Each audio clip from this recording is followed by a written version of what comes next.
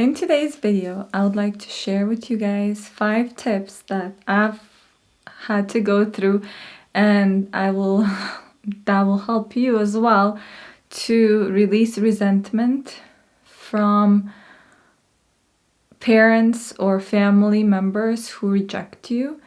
Essentially, possibly, more than that, who created your life and made your life unhappy when you were a child, or even today. Maybe they're still doing what they have been doing for the past. And how do you release that resentment so that you can empower yourself, you can live from an authentic place in the world, and you can be happy and free?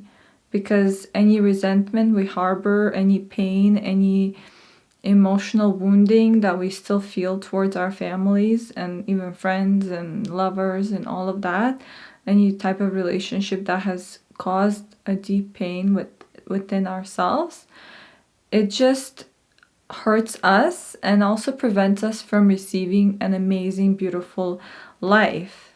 Because when you're harboring resentment and fear and frustration and hate towards your family, no matter what they did to you, you're like drinking that poison, right? You keep hurting yourself over and over again, even though they might have done it 30 years ago. But you're still not allowing yourself to be happy in today's day. So this is why this is important, and this is why I want to share as a gift and my offering from my heart to yours, these tips that I've learned and I've implemented in my own life, and I hope that they can help you as well. So number 1 is to practice acceptance. And this means that where are they at, right? A lot of people on a spiritual path are much more advanced, even like at birth, from their parents or grandparents or siblings, and you may be like the odd sheep out of your family, and maybe your whole life you thought that you don't belong and all of these other feelings, and possibly it took you a long time to find who you are, because you're like, well, I don't belong here. And then it causes you to feel like you don't belong anywhere in the world, right? No matter where you go, you feel kind of out of place, out of sorts. And it's accepting your parents and your family members where they are at right now in their evolution is a big freedom, because they might never get to the place that you desire them to become in this lifetime. Maybe in another lifetime they will, but maybe it's not part of their lesson in this life to go through a spiritual awakening or to understand their traumas, to heal their traumas, and like accepting that how they are, just stop trying to change them. Because for me, this was a big lesson. Like, I always tried to have my parents and my siblings to be happy, and to like try to change our relationship and try to change our whole family, and wanting to make them happy and save them all the time. And it's been like a lifelong journey for me to understand that they are on their own journey, each individual one of them, and I have to release control and the need to like save them and go rescue them all the time. And like, it was like a never-ending journey. Like, let's say my sister would call me with a relationship problem, and like every time she needed me, I would go rescue her. And it became like really unhealthy for me to like keep putting myself on the line for everybody, right? For my family and my friends, and like I would abandon myself, right? So when it becomes to that point, you need to accept where you're at too, right? What role do you play in this whole scenario? Because we're like, well, my family doesn't accept me, doesn't love me, it rejects me, right?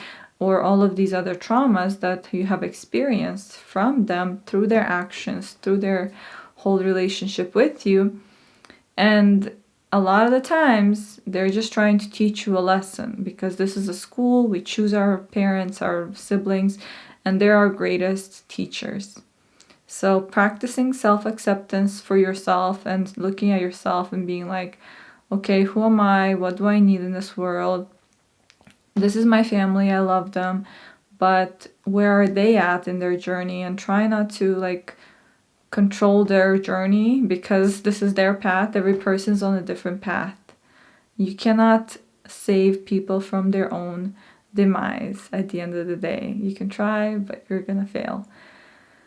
Number 2 is practicing forgiveness. So first, self-forgiveness is probably the most challenging thing I've ever had to do. Like for me, it's like easier to forgive my siblings and my parents for like the pain I've experienced from them, but also forgiving myself for perpetuating the trauma that I learned from my family, and keep doing it to myself in my other relationships as well.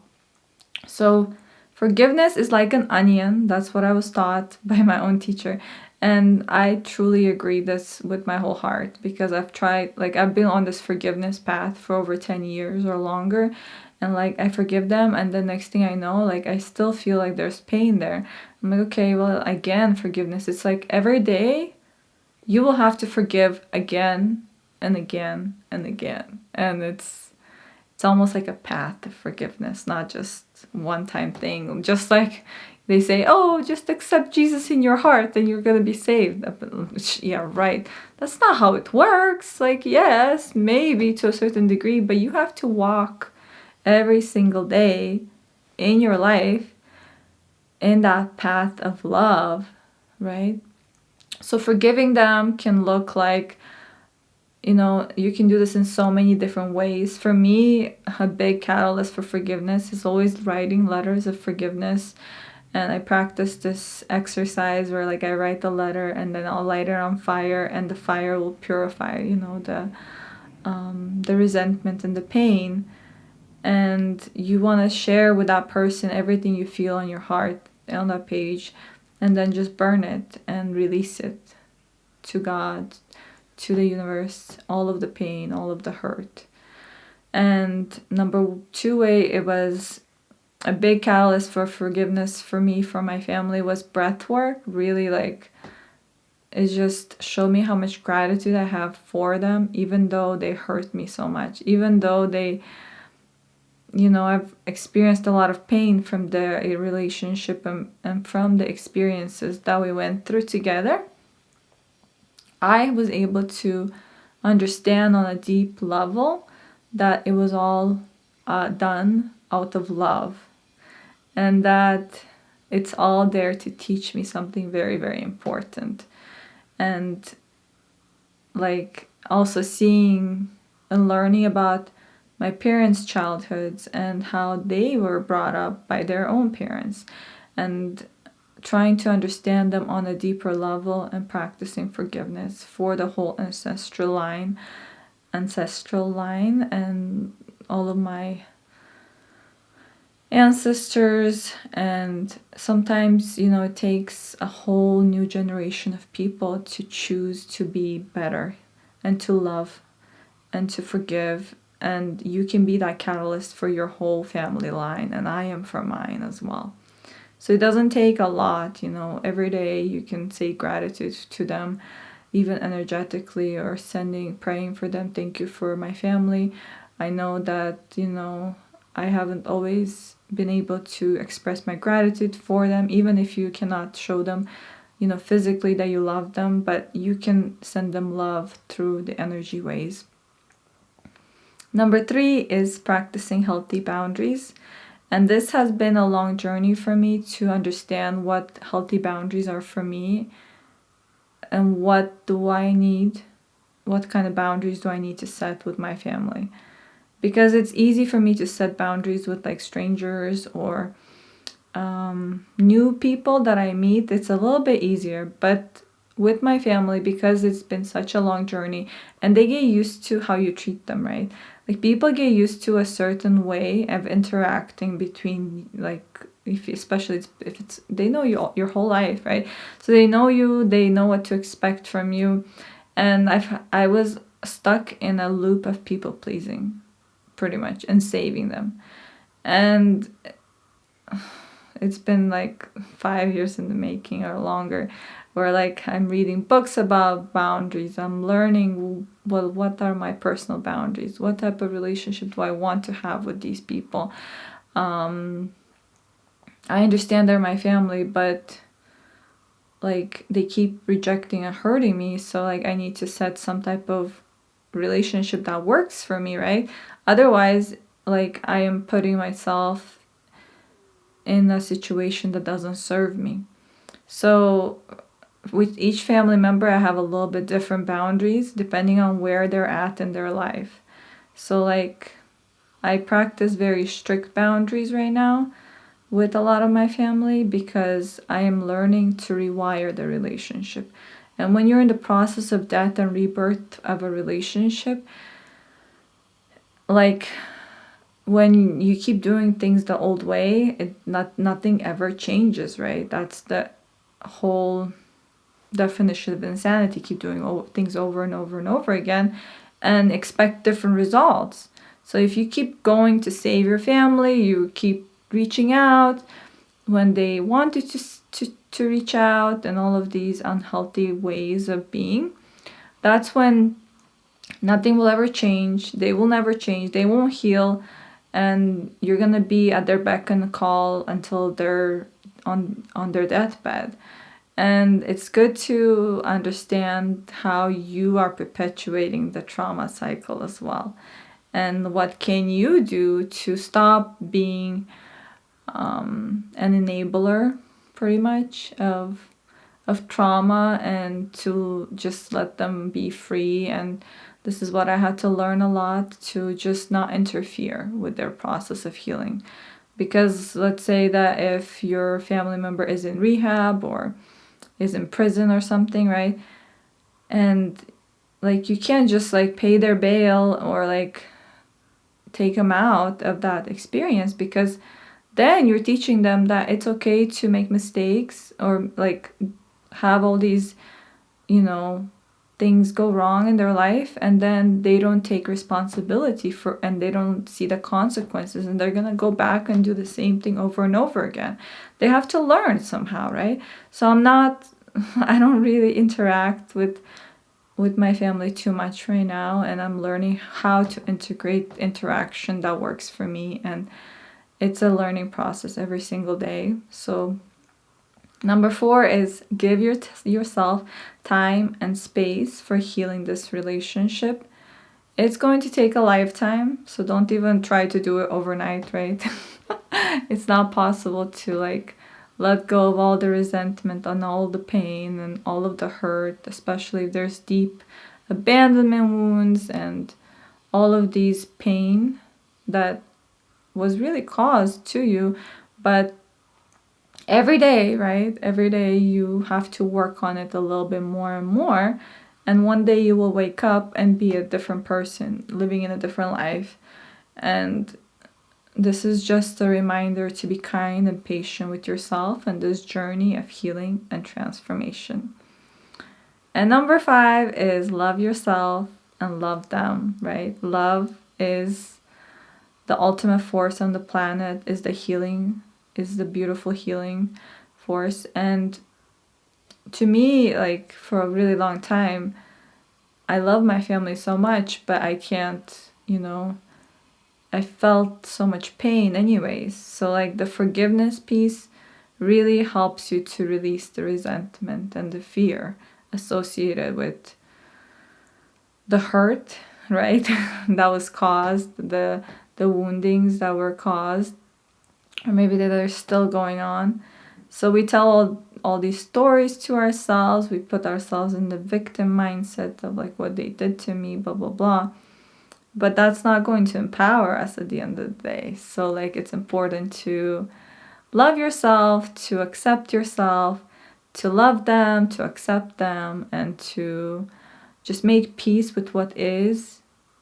Tony Robbins says that look at where you're at. Don't make it worse than it is. Don't make it better than it is. Just accept it as it is, right? And I feel like that's so important to just be self-aware and practice unconditional self-love and unconditional love for others as well.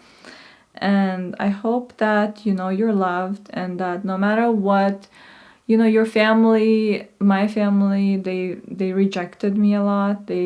My parents still will never probably accept the work that I'm about to do, you know, and understanding that where they're coming from, they will never be able to see me and love me the way I need them to love me. But that is beautiful, right? Because you're saying the truth and you're seeing it for what it is. So you're not going to keep searching for it and over again. And then you look into like relationships, you get into relationships and attract partners who will perpetuate the same trauma and will like show you that you need to heal that part of yourself that keeps getting with people who reject you for who you are and your light and your love. So if you want to have a beautiful love life and be accepted by friends and lovers and best friends and have all these amazing people, you have to heal the woundings from your family. Because if not, you're going to recreate those family connections everywhere you go. Like you're going to go to a grocery store and somebody's going to look at you just like your mother looked at you in disapproval for what you did, and like you dropped the milk, and then, you know, this old lady that you don't even know is going to look at you and you're going to feel that resentment come up again. So it's like, it's good to look at ourselves in the mirror every day through like a practice of journaling or meditation or any type of self-care practice. And when you can meet yourself every day, work with yourself, heal yourself, love yourself, that's how you heal your family and the world. Because when you try to focus on them all the time and fix them every day, at the end of the day, you're exhausted. You're like, I have no more energy at all. Like, I'm trying to help you, but you're like enabling them even worse. So like, they keep doing the same thing over and over again. You don't have happiness or freedom in your life, and you're also preventing them from healing as well. So it's important to look at your patterns and see, how am I doing? What role am I playing in this family drama, melodrama, whatever you want to call it, right? And I love you guys, and thank you for being here and watching this video.